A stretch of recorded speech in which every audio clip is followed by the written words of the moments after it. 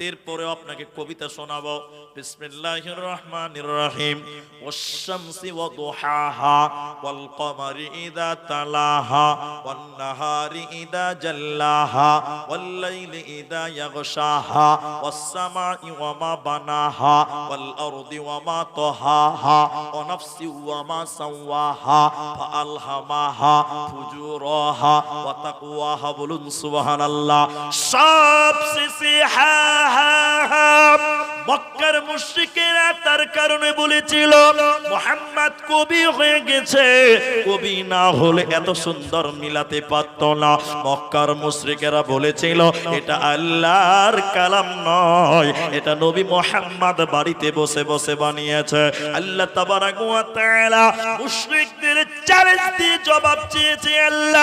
আল্লাহ কোরআনে চ্যালেঞ্জ দিয়ে বললেন, মুশরিকেরা, হে কাফেরেরা, তোমরা যদি বলো এই কোরআনটা নবী বানিয়েছে, আমি আল্লাহ তোমাদেরকে বলি শুনে নাও, তোমরাও মানুষ নবীও মানুষ, তোমরাও মানুষ নবীও মানুষ।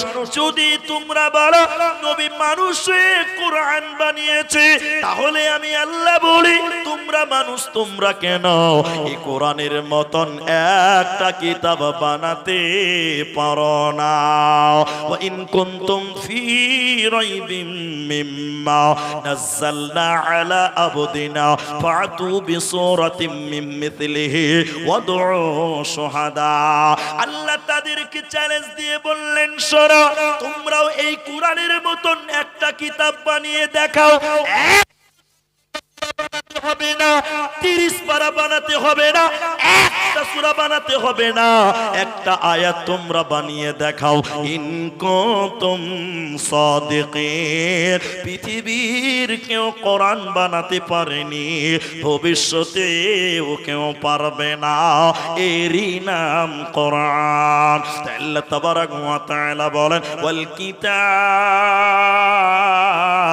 আমার যত কিতাব আছে রে, তার মধ্যে একটার নাম কোরআন। এই কোরআনের উপরে তোমাদের ঈমান রাখতে হবে।